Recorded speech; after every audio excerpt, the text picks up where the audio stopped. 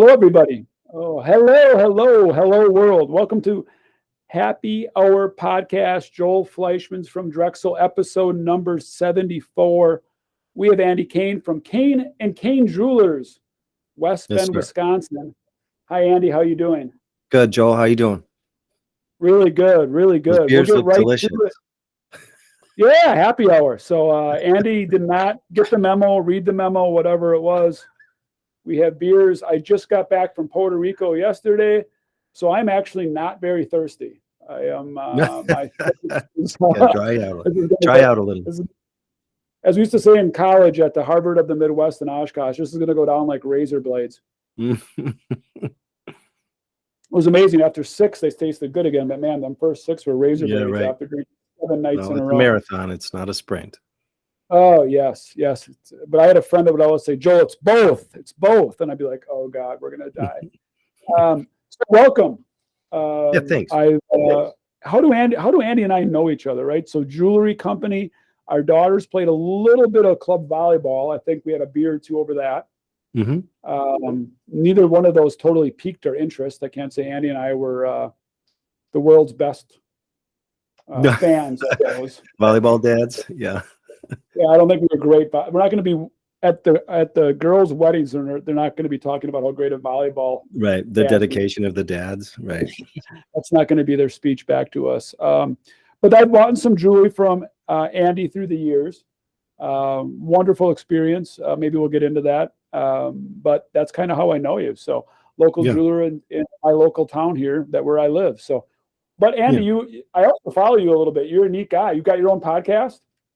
I do. I have a podcast called Buy Like a Guy, and the purpose of it is to give guys tools that they need to buy jewelry with confidence. That's sort of my guiding principle, right? Is to have a nice catalog for guys, because what I know is guys care about jewelry only for a little while, is when you need it. And then you kind of want to really not think about it as much, which I totally get, right? And so my goal is to have a nice catalog that guys could just go on, search it. Where am I in this journey? What do I need?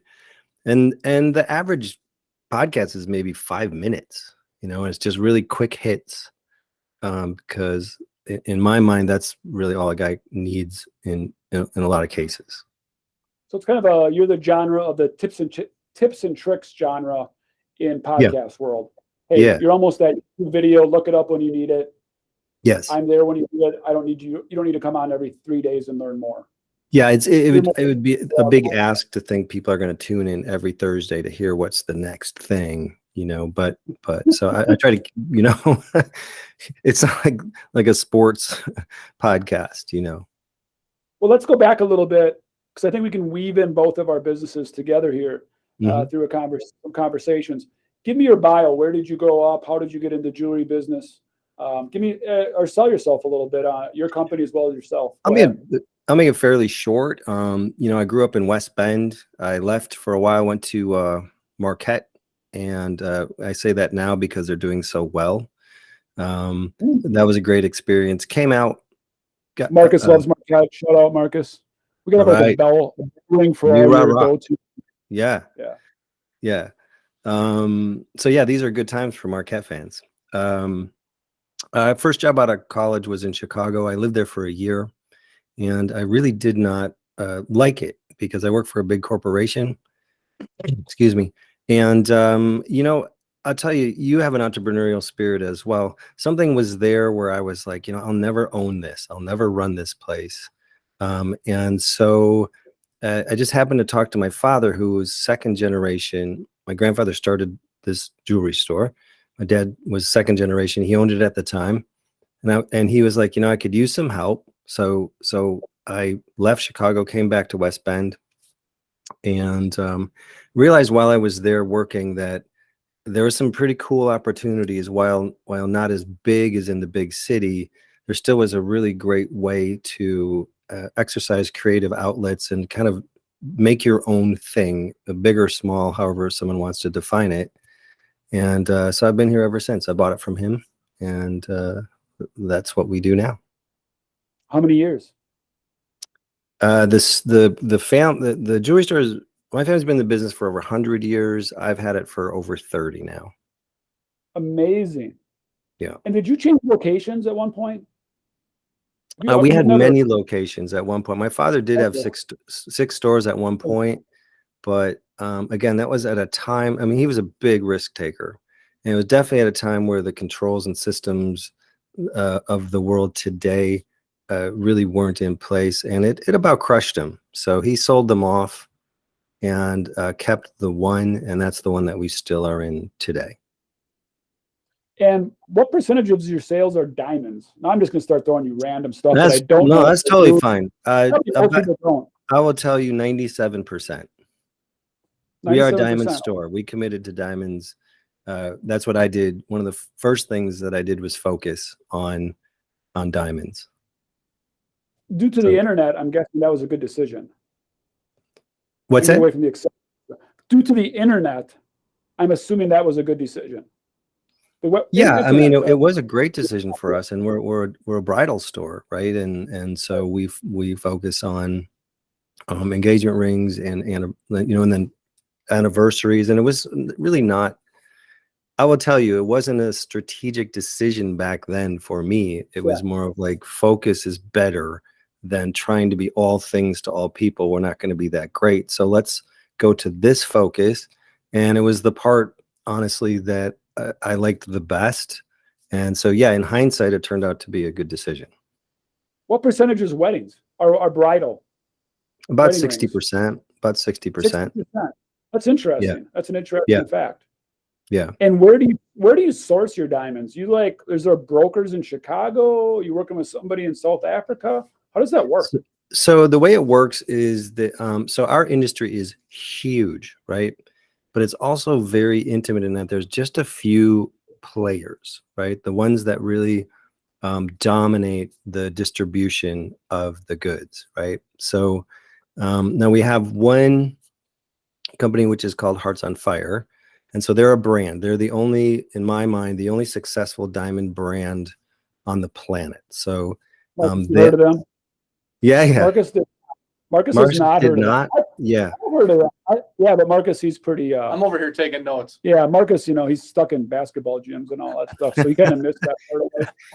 I think, well, the thing about them is that they are noticeably different, right? And that's what they hang their hat on. That's what that brand was founded on. Is we're gonna make a diamond, meaning we're gonna cut a diamond in such a way that the guy off the street can look at it, and with just a little bit of, just not even a lot of instruction, can look at it and go, yeah, that is bigger, better, brighter than what I'm looking at, over here. Not that all other diamonds suck. I'm not saying that in the least, because you will pay more for that Hearts on Fire. But the nice part about that, and thing that really struck me and why I wanted them so bad, was because you could understand why you would pay more, because it looked better, right? And then it puts the decision right back into the hands of the client. Well, do I want to pay more and get that, or do I not want to pay that much and get what that one looks like? And I love that part too, right?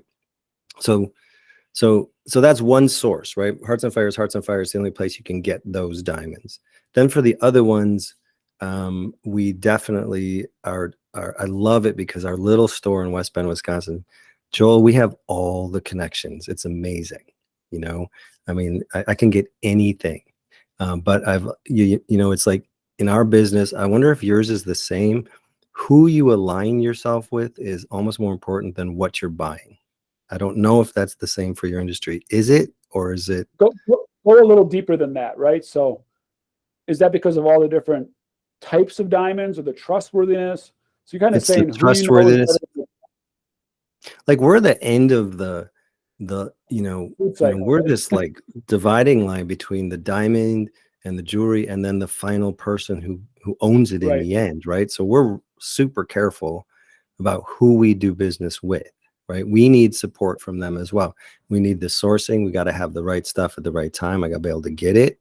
And by the same token, I need to make sure that those people are legit. And so that's why I'm we have very few people that we deal with when it comes to diamonds, because man, there's some There's some companies out there that really just want to sell you and then they're done. I want that relationship. I need some depth on my bench, you know? Yeah. Yeah. I mean, we buy lumber, so like stud lumber, which is kind of similar because you can Hmm. get different grades of lumber. You can get different grades of lumber all within the same grade, right? It's called two and better is like a stud grade, but it's really two and worse.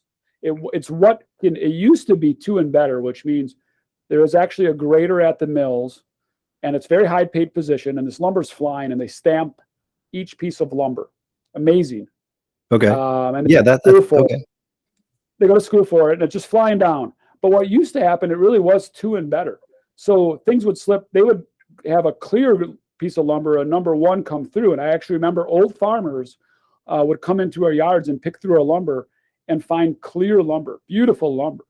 And that was a real thing. When I was maybe 14, my dad would have me pick through lumber piles and find clear lumber and put in a different pile because that was worth almost twice as much.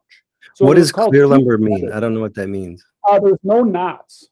Okay. There's no knots. It's perfectly clear. It's got no a knot, is a hole where the branch grew, and that part of the tree had no branches, which is extremely rare, obviously. Yeah. But that was clear. That's clear lumber and has no knots, so it's much denser and harder. But through technology, now it's two and worse. So within that grade, there's tolerances. There's maybe a number two can have a dime size knot, a number three and worse have a quarter size knot. The knots can be open. They can have wane, which means they're twisted. It's kind of like going through your gradings of diamonds. But through technology, there's not better lumber. It's two and worse, and different mills will grade different things. So yeah, it's very important for us for having mills that we can trust. When they say it's good wood, it's always good wood. Yeah, because and they can have consistency's got to be there, right? Wood. Consistency. That's what we're looking for, because you can have wonderful wood from one mill, but the next time you get it, it's not so great. For us, being a commodity, that's not always possible. Some of the premium mills know they're premium and will really charge a huge price at different times, and we'll actually have to get somewhat inferior wood. But it's very hard with our competition because we do have some competitors that buy cheap wood, maybe 5% less than us, but they don't value that. So that's kind of open market buying, and we don't do open market buying. Right. So yeah, the relationships are good. I don't go that deep with them though, because I always fear that guy can get fired. So I'm looking more for the company that I can trust than maybe that personal touch. Yeah, I mean that's as a vendor retail thing. But you're right. We only manufacture doors now and our trusses, but we don't manufacture anything. We're only as good as our vendors, right? If you buy cabinets from me, I have to 100% trust my vendors. That's my name. You're not going to blame the trust company. You're going to blame me. Well, you're going to be the one that is, you're the face, right? Or you're the guy, and your people there. They're the same thing. You have a relationship with the end client, and you'll take the pats on the back, but you're also the one that's got to be sort of, you made the decision to do what you did and sell it. So that's kind of a big thing. So I'm very serious about that stuff. Yeah, they trusted you for that purchase. Yeah. Trusted in us to go find the best cabinet suppliers in the Midwest. We feel we've done that. We told them we've done that. And then when it fails, it's on us. It's probably the most rewarding part of the supply chain, but also the riskiest. My dad always said, or he said often, we should have just gotten the wholesale business. You don't have long hours. You just kind of are transactional. But I don't think it's nearly as rewarding. I don't think he meant that genuinely. And you're more replaceable. It's more transactional. Yeah, I use that word a lot, actually, and especially you brought up the internet. When it comes to buy, I mean, shit, you can buy anything on the internet, of course. Jewelry is, there's this perception that a lot of people buy jewelry, and maybe it's just because of what I read, and I'm in that world, that a ton of people are buying jewelry online, and they are, but it's still only 15% of the market is online. So that means I would have guessed a higher percentage as well. Marcus, would have you? Yeah, 100%. Yeah. I would have guessed people just said, "Oh man, I'm panicking. Engagement ring. I'm buying that." It's like the mall shoppers went online. Right. Yeah, and that's always something in the back of our mind. A little store like ours, I mean, I think it's the jeweler's fault if people are going online. I mean, I think if you're not, you know, if you're not in some way, we can't be all things to everyone. We're very specialized in what we do, but it's ultimately the retail jeweler's fault if we don't make it better to buy from us than to buy online. I mean, I think there's the idea, well, I'll get it cheaper online.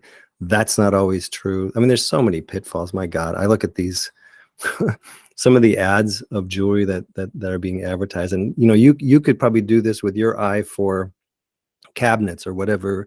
But this is I would use Menards would be my internet, right?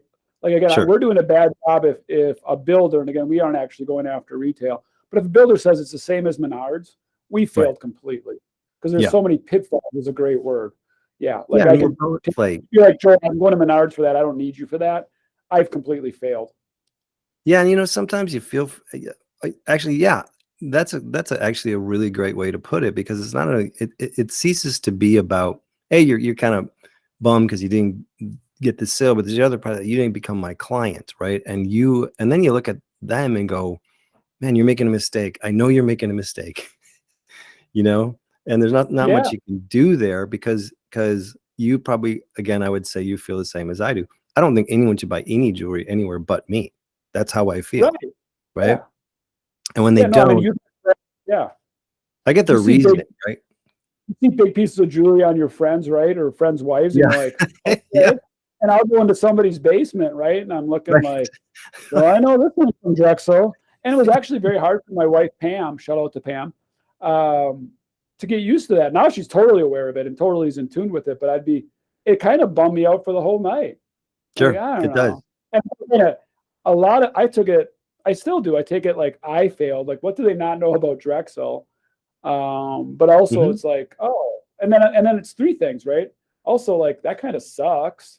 And then, you know, and then the third thing is like, well, screw you. But, you know, so there's like three feelings. I shouldn't say screw you. Back. Once I haven't bought from me, I'm good. That's fine. Did that guy from Menards bring you a cheese platter like I did? No, he didn't. Right. Don't be bringing me cheese platters. Right. But yeah, I mean, dude, this is how I feed my family, right? Like, don't you get it? Like, like, man, Drexel's so cool. Like, yeah, but you don't buy from me. Yeah, right. Like, so I can't do cool shit without this. Yeah. So I want to get into not a pivot away, but a continuation kind of what we're talking about. I love you as a jeweler for an interesting reason. And I think a lot of guys, guys are different than women. They just are in a lot of ways, but yet we're all part of the same world. Is how I buy jewelry from Andy, or how the first time I remember trying it, because I was actually setting you up to fail to some degree. I'm like, yo, Andy, I texted you, if I recall, we still text, and I'm like, I want something. And you're like, what? I'm like, I don't know, good, better, best. And it was, I believe at that time it was a ring for my wife, who wanted like an upgraded family ring. I don't know, what do they call those? I don't even know. Like, wait, your wedding ring's not good? Yeah, mother's ring. I'm like, what the hell is this? Now we got to do mother's rings? But whatever, I reached out to you, and through text, first time might have been email, now we do text. Yeah. You broke it down. You gave me a good, better, best. You used some humor. You were personable. You were short. I was like, hook me up with this. You wrapped it. I walked in, paid credit card or cash, I don't remember, and I left. I'm like, that's the coolest thing that's ever done. Like, you're my dude forever. And now I've bought multiple pieces from you, and it was awesome experience. Awesome. I didn't get smooth. I didn't sit at the glass freaking table. I wasn't sweating at any point. I wasn't intimidated. It was like, done. Right. Make this shit easy. And it was you playing the easy button, but in a way authentic with humor. But yet plenty of information. You gave me links and whatnot. It was a Hearts on Fire piece. Educated me on that. Just enough that I could go further if I wanted to, but not so much that it annoyed me. It was a wonderful experience. So thank you for that. Awesome. Well, thank you. I know it's right for every person, but it was cool. Yeah, I mean, that's kind of one of our goals here, is really to make it easy. You know, it's always made easy too, though. You allowed me to do my job, right? I mean, but again, maybe we're wired that same way. I love Yeah, I love finding the for right people and letting them do their work, you know. right, And I have the final call. You had the final decision. It wasn't mine. It's yours. right. I can only guide you along the way and say, here, this is what I would do, knowing what I know. And I know in the end, you want to be like, you want to freaking nail it, right? And Yeah. so any three of these will. Yeah, and I was, how do you do? Because we struggle with that, right? Is our team still struggles with you and Jen, right? It's your wife's name. Yeah, yeah, yeah. Yeah, you and Jen are going to redo your kitchen, and you have a builder, and you come in and you're going to design kitchen with us, which means the countertops, the cabinetry, maybe the flooring. We struggle, and I think we all struggle as humans, of that old sales approach, right? Like, don't ask them their budget. It's a weird question to ask. It's going to look like we just want to use up their budget, but yet it's such an important part of that. It is. How do these young, and again, people are getting older now, but they're still young. These young men that come in to buy jewelry, how do you go about the budget question? I mean, is it blunt, dude, what do you want to spend? Or is it like subtle, or do you have to read the body language? Like, how do you approach that, or how do you train towards that? Because it is middle. Very unique client. It's a one-time purchase. They're scared as shit. They know nothing. It's a huge usually, purchase. right? They're not even up to be they're not even up to be dangerous. And a few thousand, so far off on their budget that you're like, okay, that's not going to work. So how do you do all that? Do you train to that, or how do you do that? I think so. The first part of that is how do we even broach that subject, right? Traditional sales training in our industry, I don't know what it's like in yours, is don't ask budget. And I'm like, that's bullshit, because it's crazy. Thank you. So why are we hiding from that? And I think really, yeah. Like, why am I looking outside of your car? Why am I judging you about what shirt you're wearing? Like, what am I trying to do that? Why am I trying to stereotype you? Like, we need to have that we need to be real with each other first. Yeah. And then we can go somewhere, right? Because like, why are we it's a function. all this time? How can you advise me on it? Yeah, you can't advise me on a kitchen if I have no freaking budget. I mean, how do you even start? I can't. Well, yeah, but 20 hours longer, 100 hours longer. Lose my mind. You're going to lose your mind doing it, right? Let's look at every single diamond I have, and you tell me which one you want. Yeah. Like you said, I only have these people for so long, their attention span. But even the kitchen. Oh, you don't like that one? And a lot of times you'll do is they're not even going to tell you that you're over budget. They're going to shop, even if they don't want to, somewhere else. And then they're going to find somebody lower price with a different product line. And then they're going to tell us we're high priced. Now we're going to reduce our margins, takes less profit, up, all because we didn't ask budget. Right. And we weren't off on price. They picked a different line. We have 3 different kinds of cabinet lines. I'll get you anywhere you want to go. I got to know where you want to go. And I got to keep you off track. Like, I know, Jen, you love that, but we're not going down that path unless you're moving your budget up. Right. Oh, I can't have that. I didn't say that. I just said, you told me your budget. And, again, use some humor, right? Like, Jen, Andy's not going to be happy unless you're taking a side gig somewhere, right? Yeah. So, I mean, how do you guys do it? So I kind of stole that conversation. We hit it very direct, but again, we're authentic people. I think authentic is an overused word, but I can tell you step into my store, you'll feel it. And so we hit it very head on, and what we literally say. Time out. I think it's underused. I know it's a buzzword. Really? But oh my God, I hear it everywhere. That's what I mean. I know it's a really big buzzword. And maybe you agree with me. I don't think people mean it when they say it. Yes. Okay. That's what I mean. Yes. They say it just to say it. They're not. Yeah. They say it, and they're almost inauthentic saying it, right? Like, they're not authentically saying. Yeah. It's like saying best service, lowest price. Okay. Great. That doesn't mean anything. It means nothing. That's a great way. That's great customer service. But I'm literally like, are you training people to be authentic? Be quirky, be weird, be funny, be more you, be more authentic. Don't try to be authentic. No, just be you. So anyways, go ahead. Walk me through that again. Sorry, so we literally say this. We say to them, and you should use this as well. we say, now I'm gonna bring up budget, right? If you can tell me your budget, it'll help me help you. And it's literally the truth. It is 100% the truth. And does everyone just come through with the budget? A lot of people don't even know what it is, because they're like, well, I don't even know what to tell you, because I don't know what this costs, right? Yeah, for me, I'm like, I just did that. I just got my wife earrings for Christmas, right? Through you. And I was like, she wants diamond earrings. Go. Right. I think it was my text was somewhere along that line. Right. I'm like, he's like, well, and I think you said something like, well, Joel, what do you want to spend? I'm like, I forgot what I said, but I was like, well, I don't want to look like the rich dude. Right. But I don't want my wife to be like, okay, you went to Kohl's. Yeah. Right. Like, I want whatever's like nice. Well, and it's our job too. I had no idea. Yeah, and I got to give you some sort of a range on that, right? Yeah. And I was like, and you did. I was like, holy shit. Like, your range is like another zero ride. Well, big boy game. We're playing this is a big Christmas. Okay. But we got there. But again, you had to get me there too, right? Like, so I think sometimes we have a hard time having a hard conversation. Like, oh, what do you want to spend on your kitchen? 10 grand. Okay. So we're not doing anything.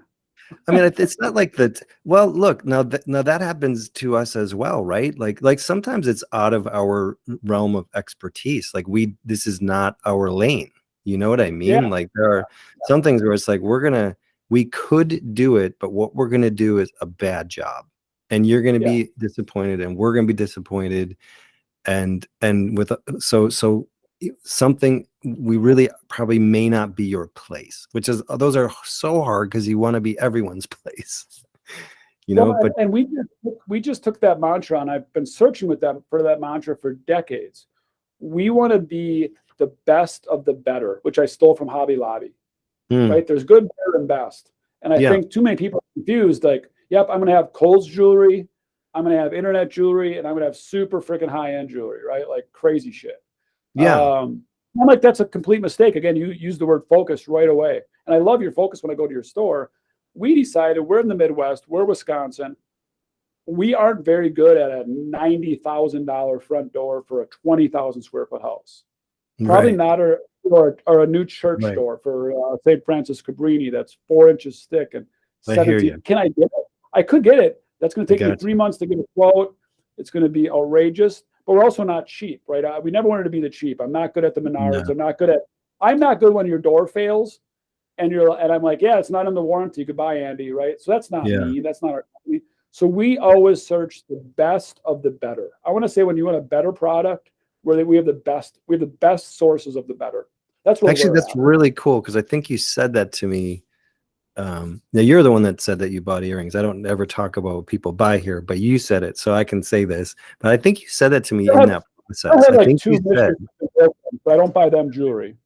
What's that? So we can talk about it, because I only have 2 other girlfriends besides my wife, and I don't buy them jewelry. That's a joke, everyone. But no, you said that to me while we were talking about that, and I love that. The best of the better is like a really cool. Did you write? Did you say you found that from Hobby Lobby? I found that at the Hobby Lobby people. Like, they want to have, so they feel they have like 4 different departments, right? Like frames, they have the art section, and they want to have the better of the best paintbrush. And they only want to have one of them. They're like, we don't need 13 paintbrushes. We want one. Right.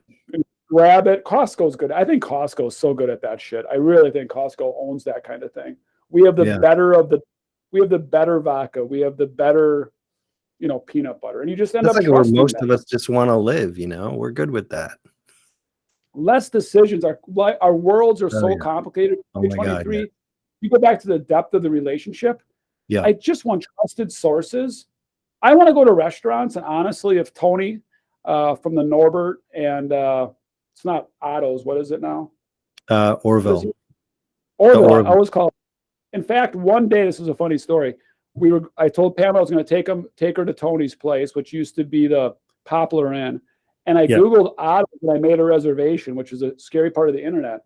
We showed up at Orville's at 7:30, and I'm like, I have a reservation for 7:30. And she's like, I have it. I said, yeah, I called Otto's and we have it. She goes, this is Orville's. I'm like, then I probably don't have a reservation here. But honestly, I'm at the point in my life where I want to go to Orville's and I just want them to order for me. I don't even want a one-page menu. Um, Joel, I know you well. I got this on special. You should probably just fire this up. I'd be like, sorry, fucking great. Order it up. No, man. I mean, that is, I say this all the time. You know, again, I like a limited menu, right? And Yeah. another thing, how about this? Bar Rescue, the guy from Bar Rescue is huge. If he sees 3 menus, he loses his brain. Too much inventory.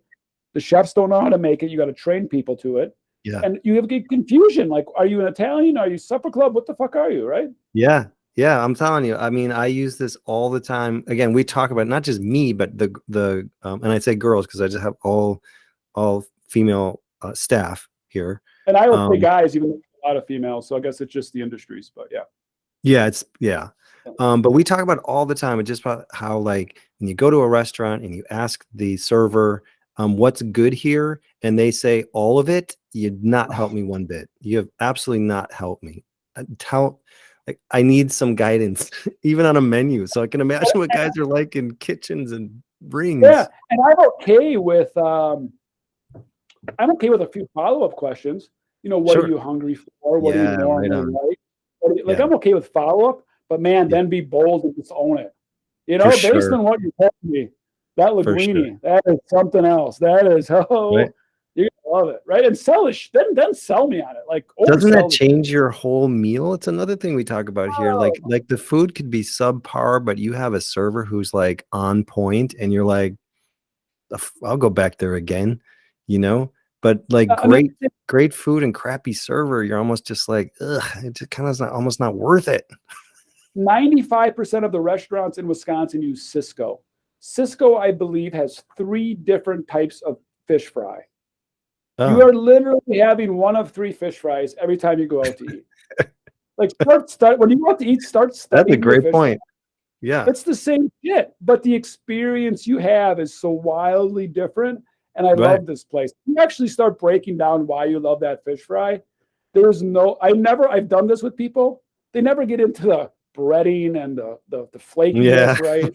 It's a deep fried piece of cod, right? Like, put down a plate with a bunch of fries, right? Like maybe potato salad, but they start going, you know, the old fashions are so good. And we go in and we see my bartender, and oh my God, they're going there for 10 years. And homemade potato pancakes, so they got a salad bar. Salad bar, Joel.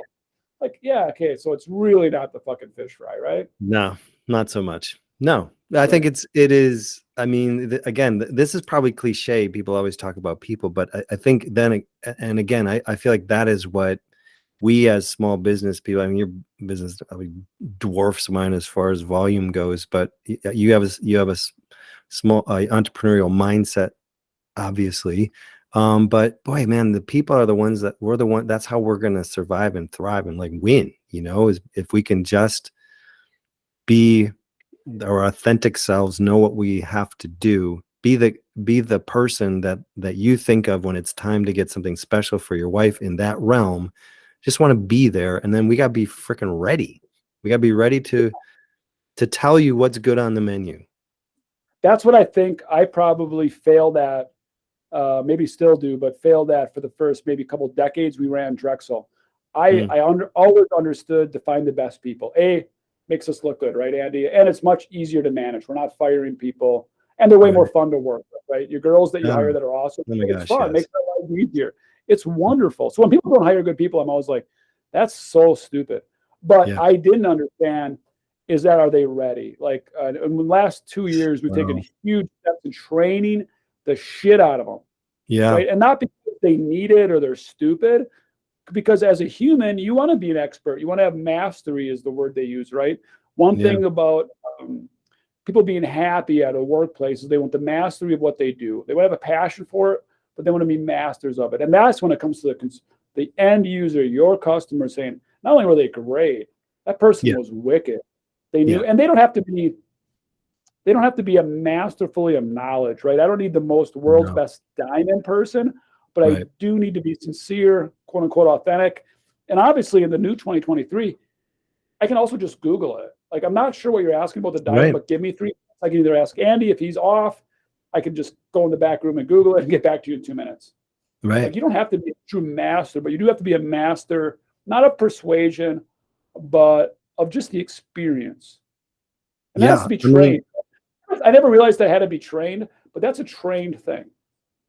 yeah. And it's I think you could say that you'll agree with me on this. I don't know. But it's a tough job, man, dealing with people front facing like that. It is, there's a lot of emotions going on, and you have to be able to read the crowd, and you got to have the answers. If not right then, you have to be able to get them in an appropriate way at an appropriate time. I mean, I think retail jobs that require some of these skills are a little underrated, because your people, like my people, they work at it all the time, like all the time. There's so much information to know, learn, and then try to disseminate that to people when they're standing in front of you. That's a skill in itself. And so when you find those people, or you find a place that has those people, that's where like my allegiance goes, because I'm like, thank you, you made my life easier. You're taking the job on. You're not asking me to take the job on. I use this all the time too. I went shopping for a computer once, a couple years ago, and I'm like, so what's the difference between this one and this one? And it was at a big box store. The guy literally like read the label to me, read the two. I'm like, I could do that. No disrespect to the guy, but I'm like, I can do that. But what's the difference? Like for me? Yeah, so this is, you're gonna enjoy this story. I worked at Menards in Oshkosh when I was in college, and I worked in the millwork and door department. I never told them that my dad owned a lumber yard and I grew up in this industry. And this is how I was trained. They said, well, we have done all the research. All you have to do is put the customer in front of the display, because all the signage is right above their eye level. Whatever they ask, our research says whatever they ask, 90% of those answers are going to be right above their eye. So they still think you're looking in their eye, but you're reading the answer off. And I thought it was comical. And you know what? I'll give Johnny Menards credit. They were spot on. 90% of the questions. Oh, I thought you were going to say something. It was like 10-year warranty, right? And this is pre-internet. It was like 10-year warranty, 3 colors. We stock 2. Oh, okay, I'll take it. And these were easier sales. These are shit. I got to raise my case. Yeah, these weren't these $10,000 engagement rings. These aren't $50,000 window jobs. So different thing. I'm just slinging storm doors. Yeah, but still, I thought for sure. Wow. Okay, that's brilliant. Yeah, I was wowed by it. I'm like, this is freaking amazing. And the guy's like, okay, training's over. I was like, holy shit. So I'm gonna raise my cases in the store now, Joel. So when people walk in, everything's eye level. So it'll be really tall cases. It's interesting. Let's see. Yeah, right. Why do they look down, right? Andy, how do you get to that part? Marcus has got a question. Where you're just talking about your employees and talking about where they don't have to ask you for help. On your website, you kind of talked about taking your job serious, but not being serious while you're there, having some fun with it. How do you kind of get to that point where you feel like things are really in a good spot with your team that way? Trust is such a big part of our industry. I guess it's also a word that, again, these are, I don't know if I should be bashing the word trust, but trust is like so important. So it really is a matter of the long game for sure. People are going to make mistakes. Absolutely. I'm the one that has to be there to, not so much anymore, because the longer they're here, the less that this happens. But I'm the one that would, it's how am I going to address a mistake that's made, right? Like I'm a teacher when they first start, and they don't know anything. And so how else are they going to learn except through me? So there's just requires a lot of patience for sure. And I think the fear factor is very high when people first start. And when they figure out that the world's not going to end if a mistake was made. Like there may have to be apologies. There may be some money lost. But overall, we're in this together. I use an analogy of a band here. Like I think a band is a great analogy for. A lot of bands don't exist anymore, but my heroes were always like, you had a front man, you had the rhythm guitar, you had the lead guitar, you had the drummer, you had the keyboards. Everyone had their part to play. Bands still exist. Like that's still a thing. We're good. You don't got to say, Okay, good. Well, we're old though. But yeah, maybe. But I was always like, you come in, you get, what what part you're playing. We all just have to be playing the same song, right? So that requires that you're going to know this drum part, et cetera, et cetera. I'll take the lead, right? And then there's gonna be a time where you're gonna step forward and you're gonna have the solo, right? And you're gonna get up there and do it. And so I gotta make sure that you're you know how to play guitar, right? And B, that you know the songs that we're gonna be playing. And then we start to we work together, because not every show is the same. Every day is different, right? But when the curtain goes up, we want to be ready. So I don't know if that necessarily answers your question, but I think that does add a little bit of take some of the pressure off of having to be like so freaking awesome every day. We want to be awesome every day. We really do. You guys have the same feeling. I know you do. You want to be awesome for your clients. You want them to walk out victorious because you helped them get that, you know? And so I'd say that's where a lot of that comes from. Is the learning curve here is huge. I don't know how long it takes to. I have two questions on that. That's exactly where I want to go. We're kind of running out of time, but I have two questions that are important. How do you take somebody off the street? So I'll ask both questions because it's important to think about both. First question is how do you train somebody? How do you actually take somebody off the street and get them up to speed? Because it seems like there's so much to know. Mm-hmm. And to give them confidence, because confidence has got to be huge. If I got a nervous kid up there, 25-year-old guy, I come off as being nervous, it's not going to go good. But the second one is, you mentioned you're the lead in the band, which I believe. And how do you take off of work? How are you sometimes not there? Because at any moment, you could lose easily, right? A $15,000 sale. I mean, your sales aren't like every 3 minutes, right? So you're not there, and two people came in and they're like, nope, that's not my wedding ring, which is 60% of your sales, or even almost worse. A longtime client came in and is like, Andy here, nope, tries it, and you've lost a customer that does drop, not a deal price, but 50 grand a year with you and their whole friends and family. So how do you how do you train them, and how have you learned to let go? Or maybe you struggle with that. As a diamond jeweler, I would struggle. It sounds like I would struggle with that. So that's two questions. So first one is so much time, and we go through. We don't hang on very long to people that we want to give someone a chance, and it's always that's not even.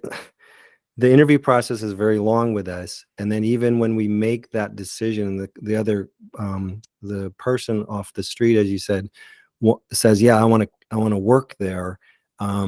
It is a trial period for sure, because we cannot.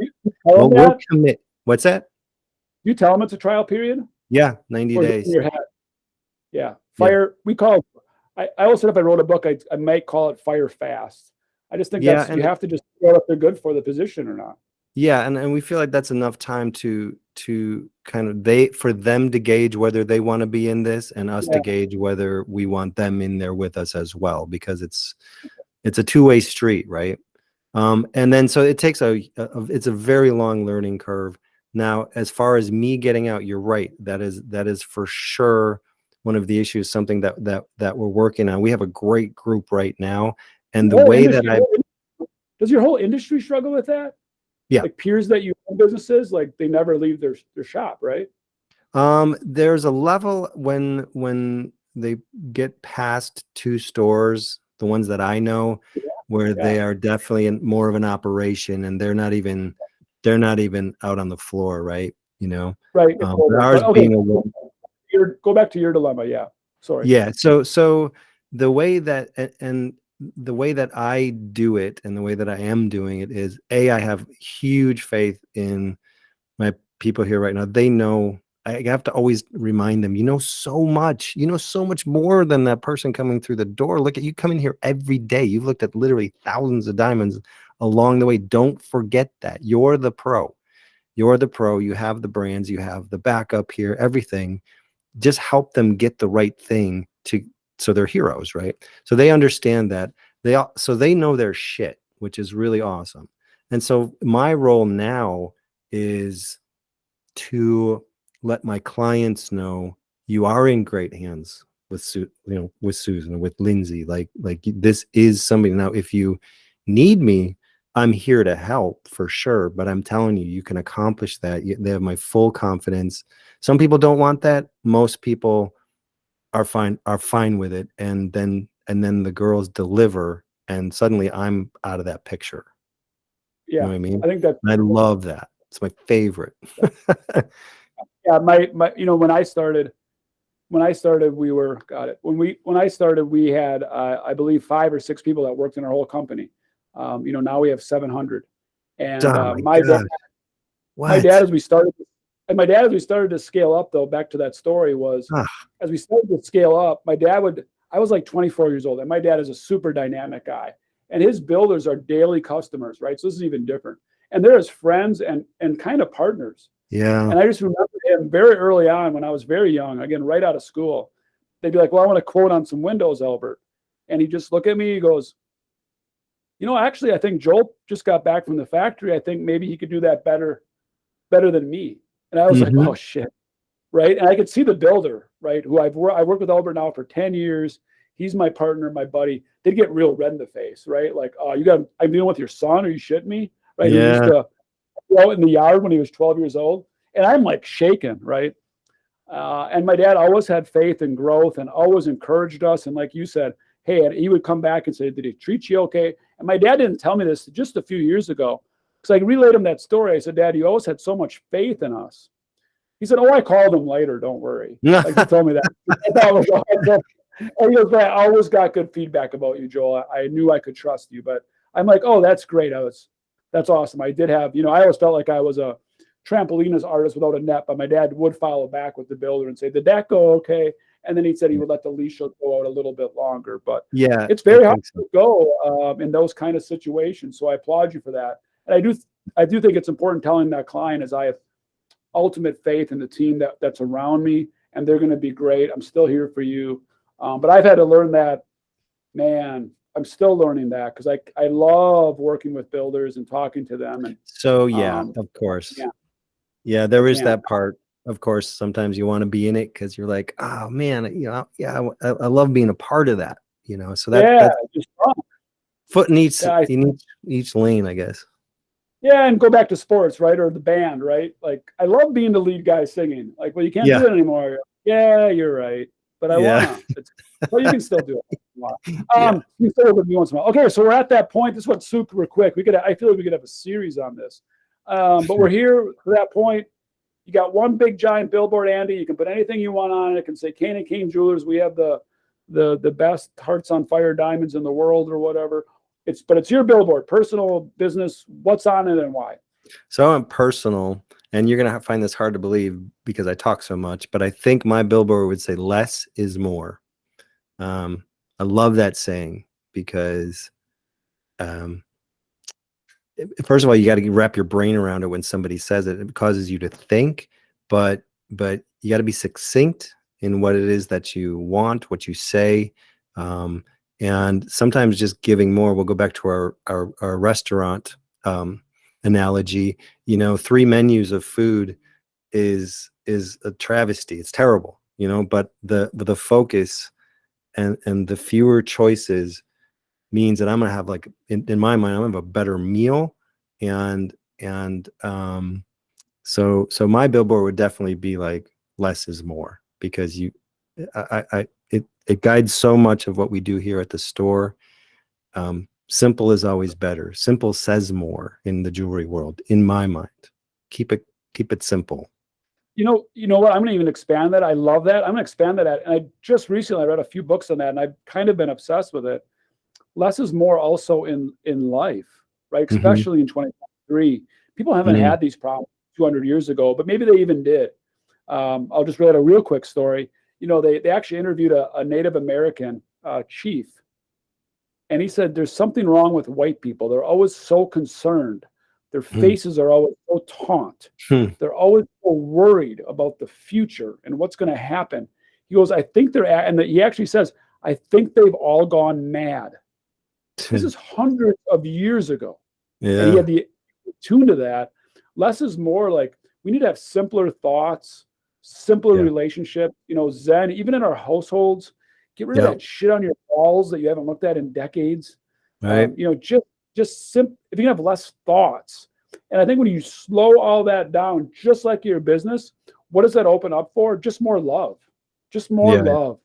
Like, Yeah. and that sounds super cheesy, but I think it's true. So, and I think less is more at your business as well, because then it just opens up for more connections and more love. So that's great. Thank you. I agree, brother. Yeah, I agree. That's going to be the next podcast. Just talk all about less is more. Love it. The less is more podcast, which it can only be a minute long, because otherwise, you we know. rambled now for like 55 minutes. So we are being complete hypocrites, and we realize that. And that's Right. exactly how it's been. All right. Love you, Andy. Thanks for coming on. All right. Keep doing Thanks, great Joe, out man. there, I okay? appreciate it so Appreciate much. Thank you, guys. Hook the guys up in West Bend. They do the girls do a great job. Thank you, Yeah, Andy. man. Yeah. Later. Thank Okay. you both.